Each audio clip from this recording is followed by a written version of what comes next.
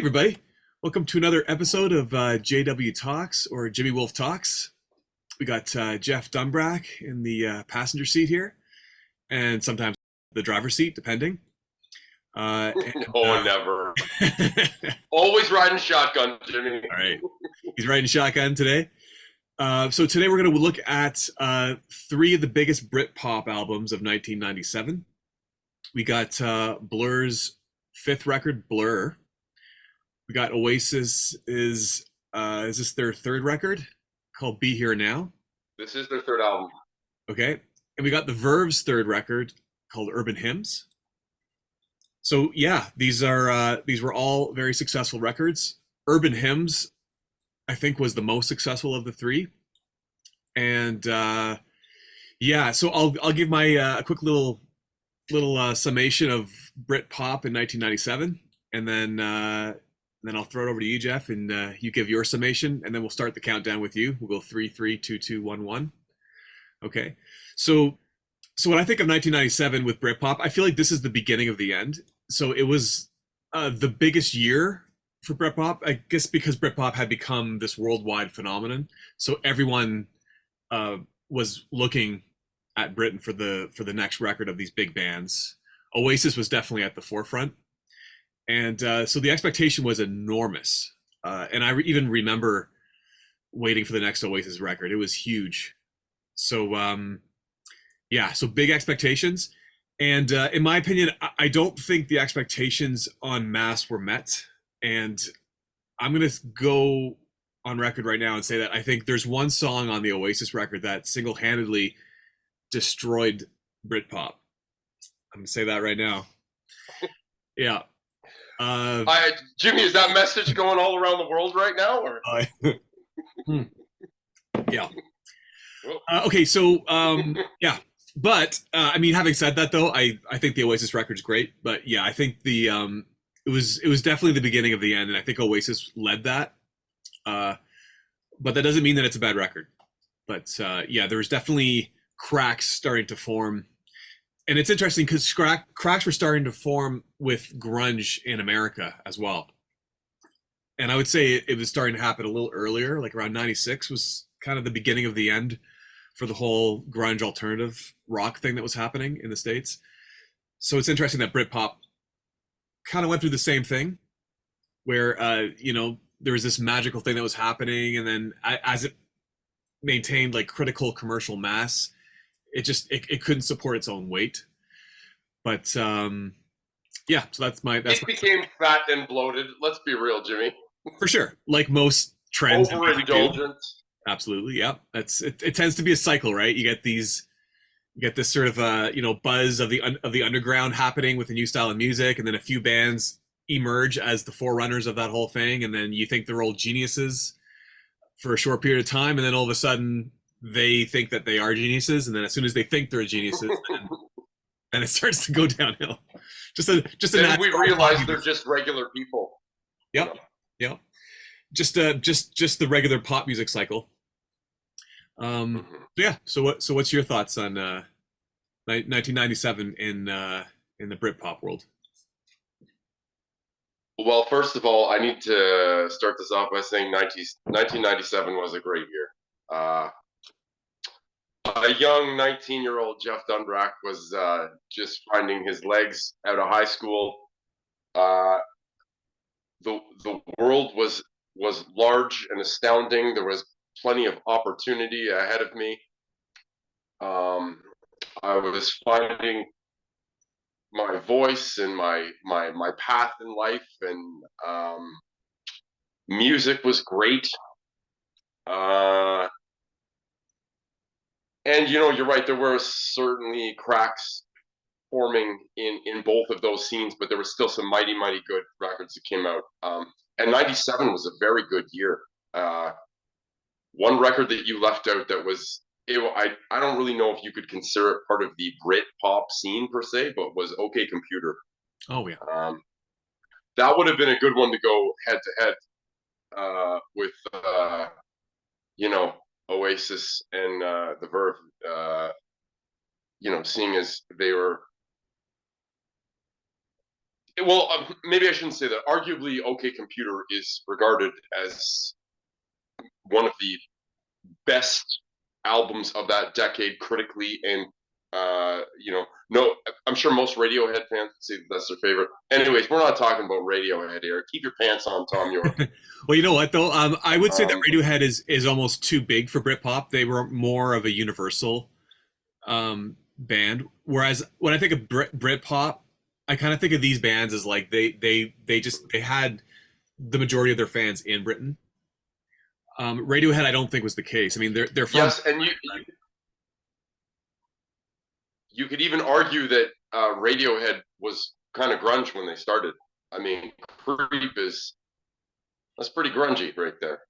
yeah. So, in fact, I remember people they were kind of lumped in as being a bit of a Nirvana knockoff. Them and Bush. I Mhm. remember people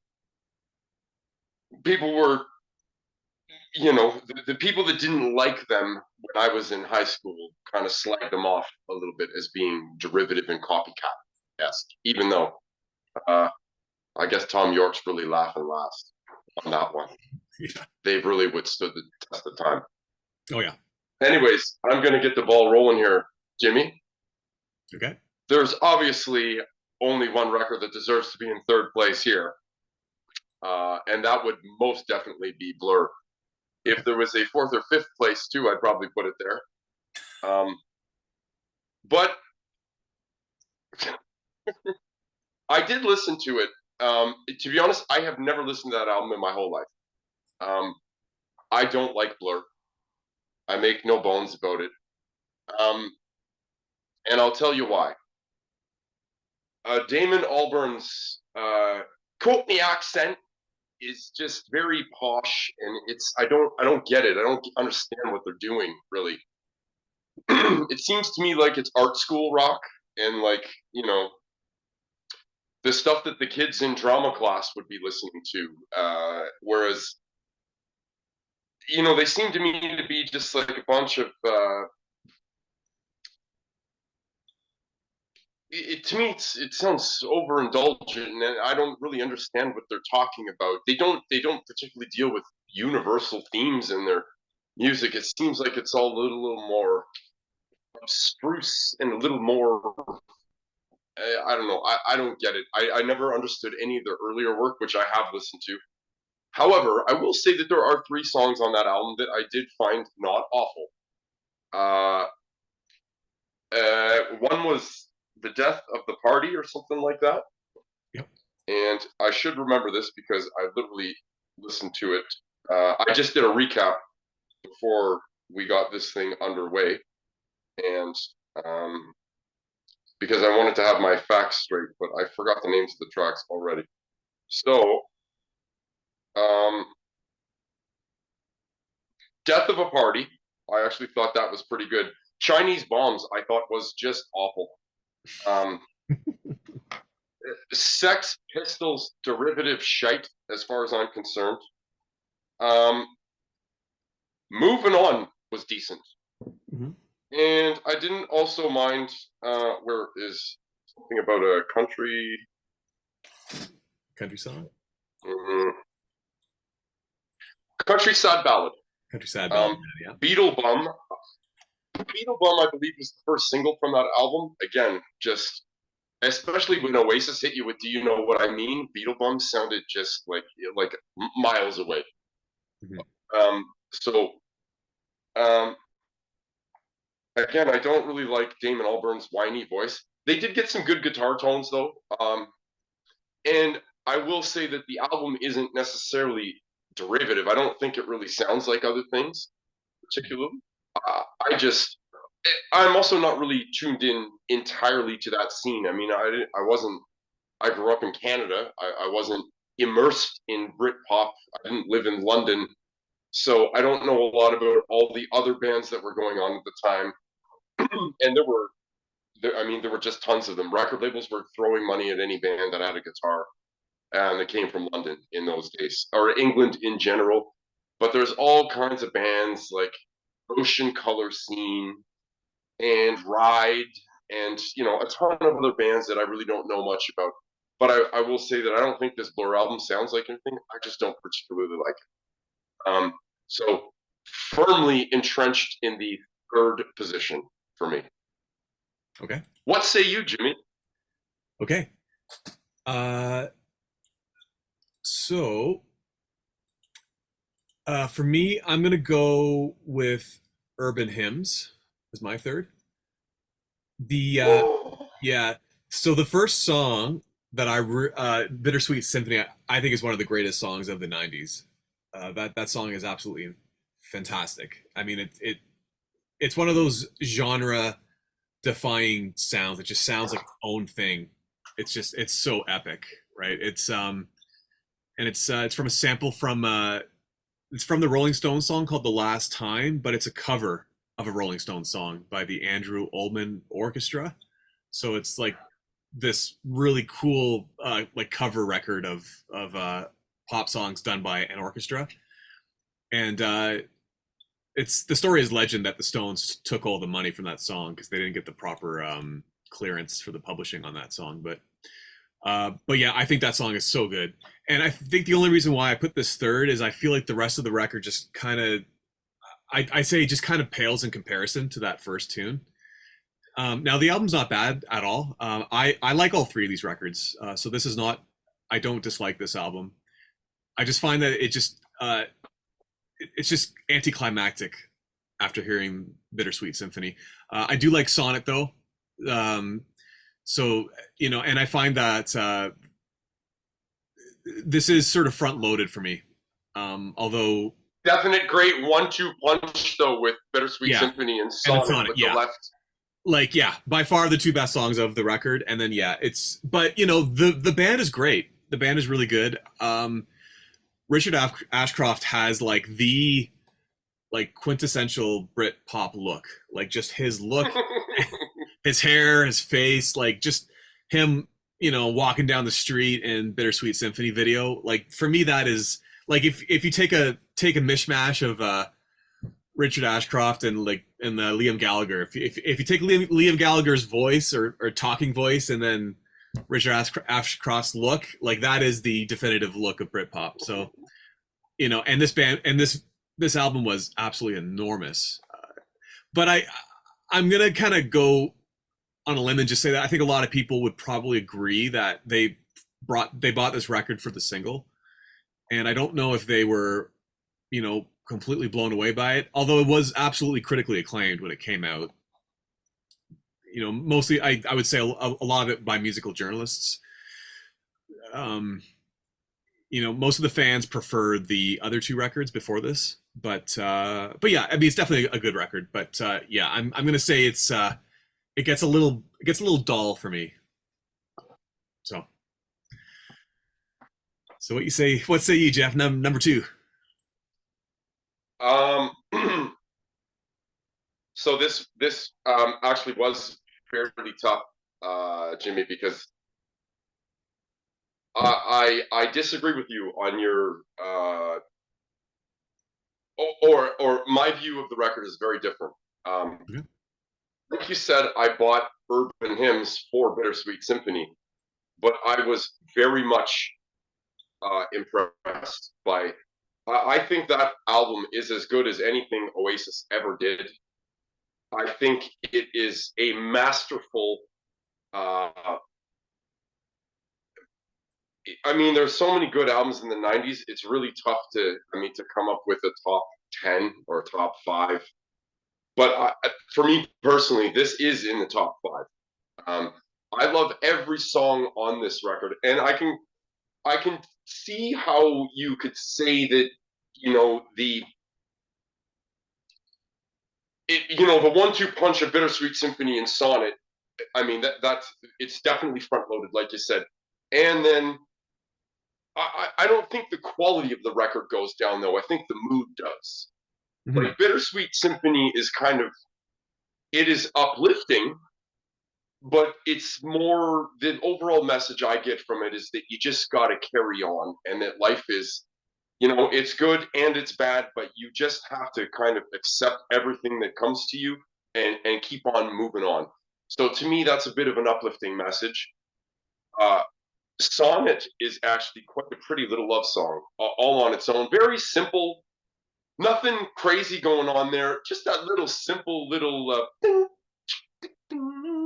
simple little guitar lick, but like as opposed to Bittersweet Symphony, that is, kind of complex. It's got that orchestral sample in it and all kinds of percussion in the background. And Sonnet is just stripped down, very simple love song, a nice little melody. Richard Ashcroft doesn't belt it out, doesn't really get super high with the vocal, but I really love the rest of the album, like Rolling People, and I gotta say too, personally, Lucky Man, I like better than both those songs. And I know that wasn't a big hit for them. Obviously, Bittersweet Symphony was the deal breaker with this album. But honestly, Lucky Man is amongst my favorite songs ever.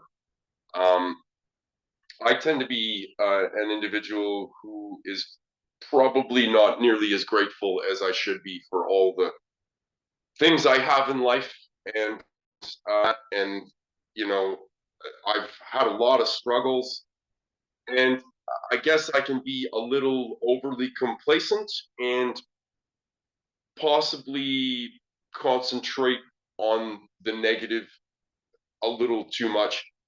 And Lucky Man reminds me that I need to be thankful for everything I have and where I'm at, all the people in my life, all my loved ones, and everything. And I knew that then when I listened to it as well. I knew that even despite adversity in my life, I need to be thankful for all the good things I have. And that song has been a constant reminder. And I loved it the second I heard it. So I remember, I don't know when the album came out in 97, but I bought obviously the album for Bittersweet Symphony like everybody else. But the second I heard Lucky Man, I knew that it was special. And it has always occupied a very soft place in my heart. So, um, Space and Time, Weeping Willow, like to me, the album is flawless. It is definitely maybe it's an Actung baby, and again when it comes to Verve fans also who are quite passionate, I'm sure all of them would prefer the first two Verve albums. I mean, when I went to college, there was a guy in my class that was a huge Verve fan, and he didn't even really like Urban Hymns that much.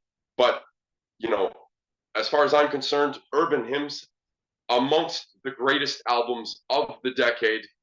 And to be perfectly honest, it's only coming in at number two because you're putting it against my favorite album ever. So, Okay. what say you, Jimmy, for number two? Okay. Okay. Well, I'm gonna go Blur for number two. Um, yeah, for me, this album is mixed for me, but I love moments on it, and I don't like moments on it. It's totally mixed for me, but um, I had to put it at number two just because I am a Blur fan, and I like their. For me, they're the most creative sonically out of all these three bands, and they especially Graham Coxon, the guitar player, Coxon. He I just love his guitar tones, and I just with Blur, I love the fact that I don't know what's coming next. Like I don't know what they're gonna do. Like between their first album Leisure and all the way up to this record and even 13, the one after it, it's like, what are they gonna do? It's such a they're such a creatively unpredictable band, which I love. I do love that. But yeah, I definitely don't think this is their greatest album, and it's a little I would say it's a little too experimental, a little too indie for to be consistent, I'd say. But yeah, Beetle Bum I really like. I like song two as well. I mean that was the their sort of joke song, kind of making fun of American alternative music. I love the video for both those songs. It's so stripped down. It's like they're in a padded practice room, like flying around on wires. Like it's ridiculous. And it's kind of a nice contrast to Oasis that was doing the opposite. They were doing bigger than life, right? Like just expensive, over the top. Blur was doing like just yeah, we're like an indie rock band in our rehearsal space, like just totally lo-fi. But I kind of like that. I also like for me, Blur is the one band of these three that I feel like they kind of knew that the end was near, and instead of doubling down on their current sound, they decided to just do something totally different. So I respect that with this album too. Like this album sounds completely different than the last four, right? So I respect that. But yeah, it is definitely inconsistent. But I have to, as a Blur fan, I have to give this album a shout out just for being different and just for pushing the boundaries. And then yeah, the singer Damon Albarn, he basically or Alburn, he formed the band Gorillaz, and I feel like he kind of took that experimental style into that other band and continued on with a whole other career, which I thought was really cool too. So, so yeah, definitely, I'd say like, I mean, whether or not that's good or bad, I think artistically it's a good thing to say that I think the Britpop thing is over. We're going to try something different. Let's kind of leave the pop songs in the past and let's do some kind of wild experimental rock stuff. I respect that. And but then I kind of like the fact that Oasis and the Verve are just like, no, we're gonna do the Britpop thing bigger and as more cleaned up as we can. And so I respect both schools of thought. But I guess I tend to be a more kooky experimental kind of guy with my music tastes. So that part of me really resonates with this Blur record. So. All right, so yeah, looks like we're lining up for number one here, eh? I guess it was a landslide victory. Yeah. Yeah. So I can clearly remember my life before this album, and I remember my life after. And this was a very defining moment for me. I went on this album came out, I think, on the 26th of August. I remember going to HMV on the Friday and buying it and being mesmerized. This to me is the sound of a band at the peak of their fame. A band, excuse me, that can do no wrong. A band where everybody is just throwing money at them and they're not being told no, which is probably why you didn't like All Around the World. But they're just like I when I listen to this album, I think this is I would love to be in that position where just you can literally do whatever you want, and I'm not talking the partying and all the groupies and all that shit, which is they were probably doing that too. But I'm just talking about like artistically and creatively, you can do whatever you want. If you want a 50-piece orchestra for your song, it's there. If you want to, if you want each individual band member to take a picture for the album cover in a different remote location in the world, then that's what we're going to do to make you happy. Like whatever you guys need on this album, we got you. And as I just think it would be a great place to be in for a band. And obviously, like you said, it did cause problems. All the money in the world isn't going to fix, band members that don't get along with each other. And I have to say, like you said, with the videos, Blur are in a padded recording studio or like a padded rehearsal room, and Oasis are flying to a remote location in a helicopter with beautiful people dancing. However, as cheesy and corny as that sounds for me to say that, I remember looking at that video and just like, man, those guys never looked cooler to me. Oh, yeah. And like stepping out of the helicopter and like, I guess maybe I was more impressionable. Like, so I was 19 when that came out, and I just remember thinking, so I was an Oasis fan before, but this solidified it for me. This was like, this is my favorite band ever of all time. As of right now, as of this album, I'm making a mark in the sand, and there's never going to be a band I love more than this because this album is so good as far as I'm concerned. And of being overly indulgent and there's too many guitars and the tracks are too long. I personally like that because I can listen to every one of those super long and indulgent songs with, 2-minute guitar solos in the middle. I mean, I think Magic Pie even has two separate guitar solos in it. But you know what? I don't care because I like it, and the longer the album, the better. The more good music they pack on there, the better. And it was long. I mean, it was I think 11 songs long, which was longer than their other records. I mean, definitely maybe had 10 songs, I think, or 11. What's the Story? Morning Glory had 10 exactly, and Be Here Now had 11 songs in that little interlude or outro at the end.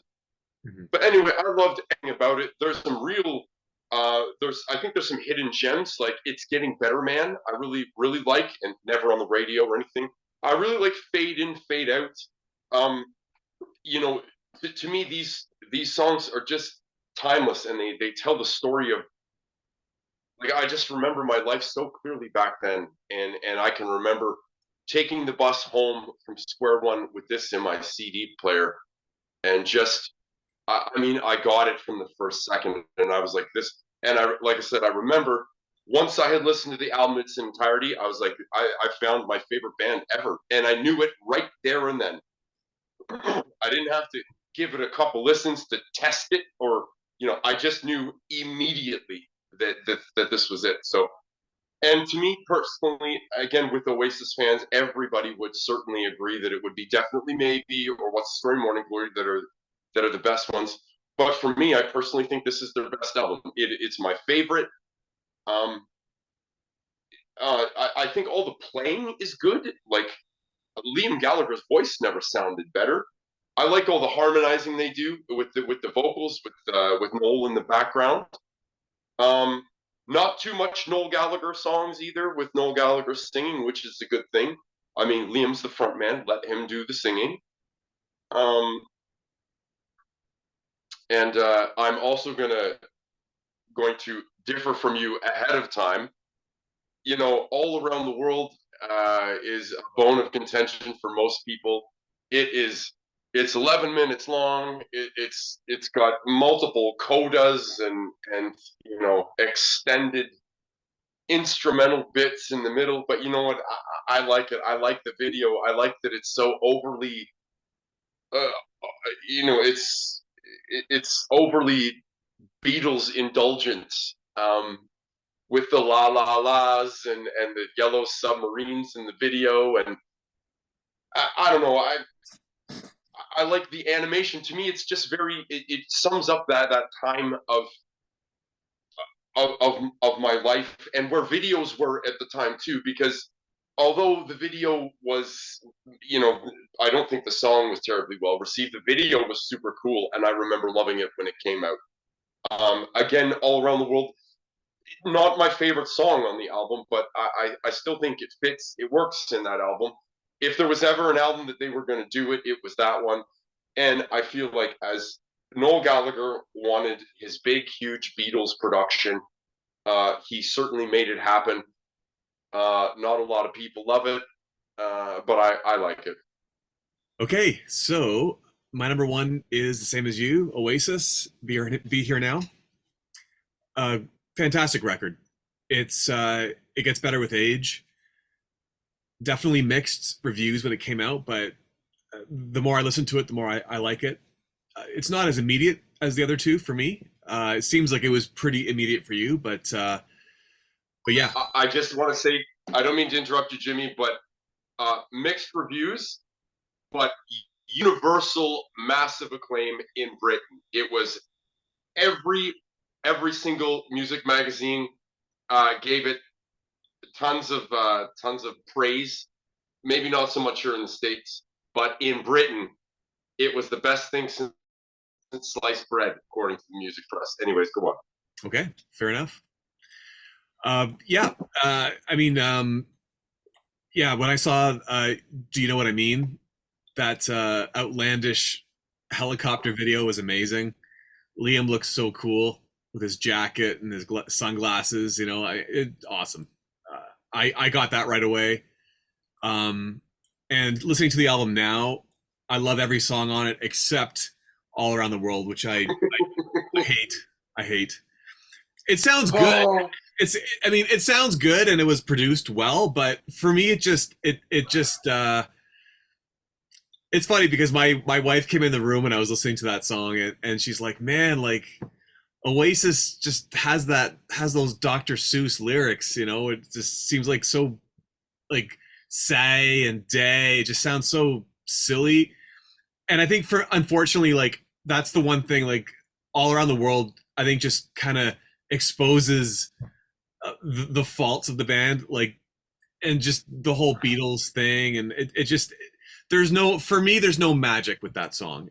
It's just kind of this blatant, we're trying to be uh like the biggest version of ourselves, and I you know, I think that really harmed them, to be honest, and it definitely harmed Britpop. But if you get rid of that, if you get rid of that song, I mean, I think it's a fantastic record. I like it just as much as the other three, and yeah, I'm gonna just say that I think that song is it's the bane of this record and of the band.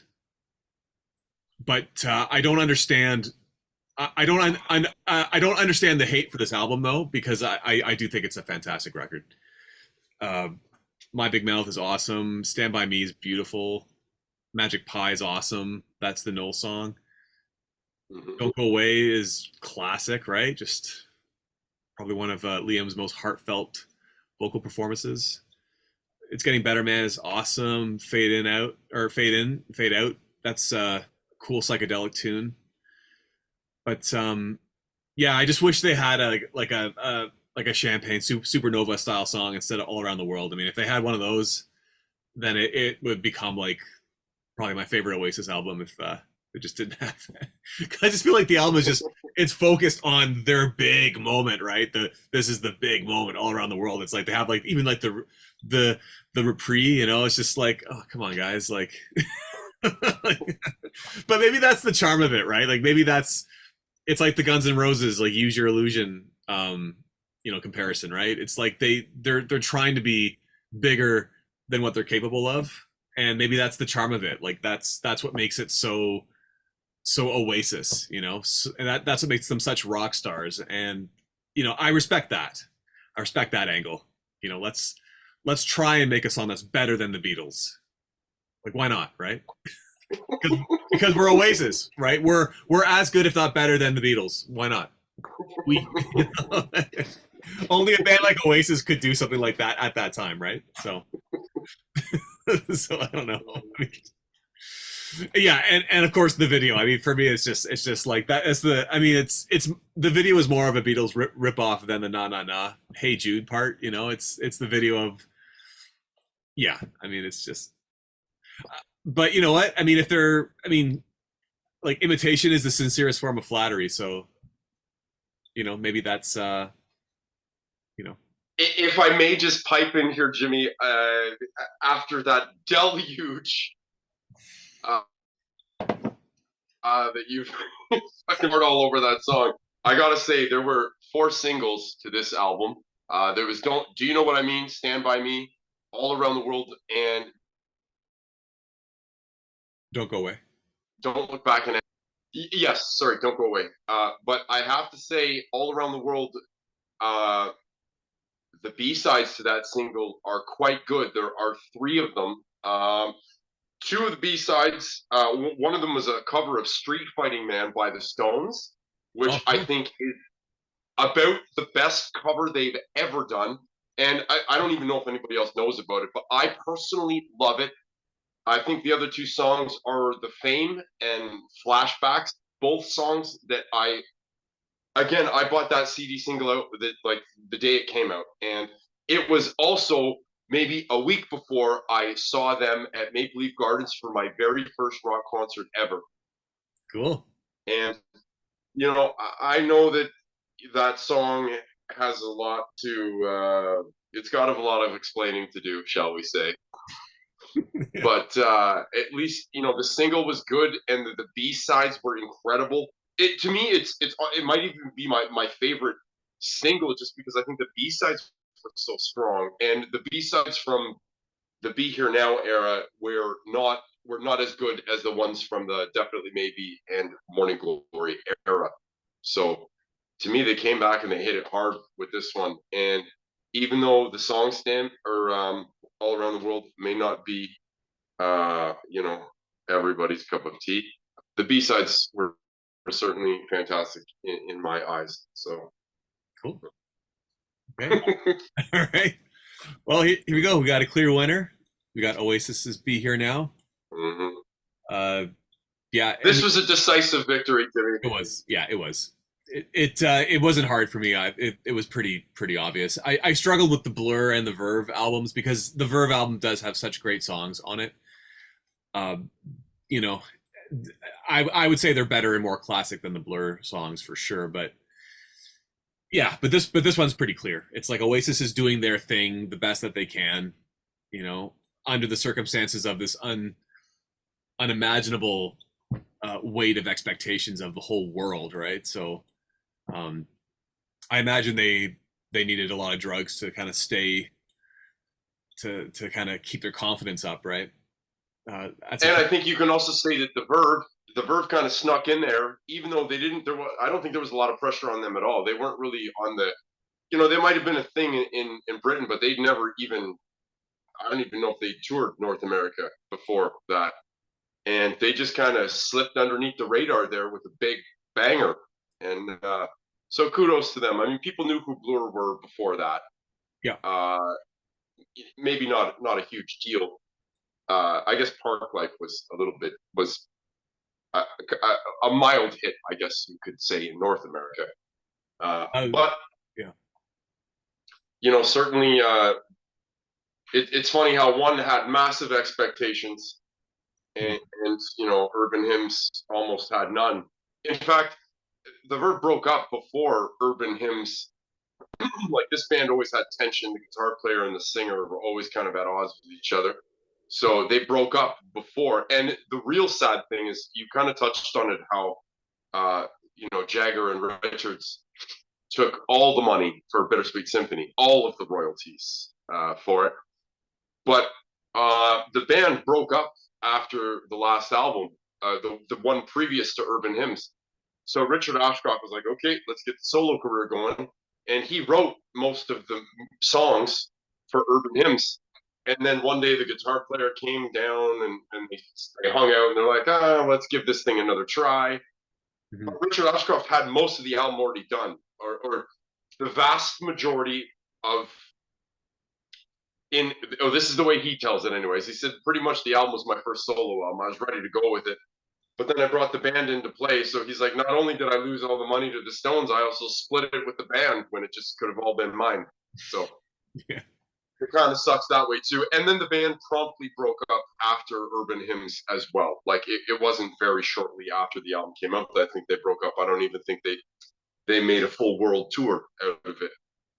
And then they got back together in 2008. Again, same thing, little world tour, quick breakup, and there you go. So yeah, it's funny how a lot of the great rock bands, like, it is this kind of this like this very conflicting energy that can explode at any moment, but it's also that energy that can create great music. I mean, there's so many bands that are like that, where it's just absolute tension the whole time, and the band is at the verge of breaking up like all the time. Yeah, it's wild. And then obviously all the you're with somebody that you have trouble getting along with, and you're with them all the time in the studio, on the road, you're tired, there's a lot of drugs. I mean, it's got to be very difficult to keep a band together. And so that's normal. It's very unusual for bands to last more than a couple of years. But yeah, I mean, that's that tension is also what creates great music too. So yeah, it's interesting to think if this album would have done as well if it was just Richard Ashcroft. I mean, I don't know. I feel like his face is so iconic. He could have done it as a solo act. I would think for sure because it's not like anybody knew who the Verve were before then anyway. Here anyway, like in I think in England, like so Oasis used to open for the Verve way back in the day, like in the before definitely maybe days. Okay. So they were friends, but like I don't really know if anybody knew who the Verve were here or I certainly I had no idea who they were before Bittersweet Symphony. And but mind you, I got to say, since Bittersweet Symphony, I have very closely followed Richard Ashcroft's career, and uh, you know, again, hit and miss here or there. But you know, you know, much like Noel Gallagher and Liam Gallagher and Oasis post Be Here Now are never going to do anything, as far as I'm concerned, that will, or most likely not. I mean, you never say no, right? But Yeah. I don't like anything that they've done after the first three Oasis albums, as much as those first three Oasis albums. Like they're just, and same with Richard Ashcroft. Like the Urban Hymns was his magnum opus. It happened to be that he was with the Verve then, but Yep. you know, like this is where their best material lies, right here and there in the '90s, '97 and before. So, Yeah, I agree. I agree. Okay, that's good. so Jimmy, I believe you suggested something for next round. What was it again? Well, it was your suggestion actually. It was was it live throwing copper versus Stone Temple Pilots Purple? Oh yeah, yeah. But didn't you have another one too that was good? Oh, Yes. Hey, buddy, I don't know if yeah, we do the British '97 and then Purple versus Throwing Copper. All right, yeah. sounds good. Okay, next week we'll go back to America and we'll go a We'll couple head years back back. to '93, '94. Yeah, yeah, perfect. A couple Yeah, years earlier, different continent. yeah, yeah. Okay, I'm just gonna put a tag on the end of this video. I feel like we always end it in weird spots, but yeah, I'll just say thanks for watching, everyone. This is Jimmy Wolf Talks with very frequent guest Jeff Dumbrack, and yeah, if you want to check out my guitar solo channel, I'll leave a link in the description there. And yeah, we'll see you next week. Take care, guys. Take care, Jimmy. Okay, see you, Jeff.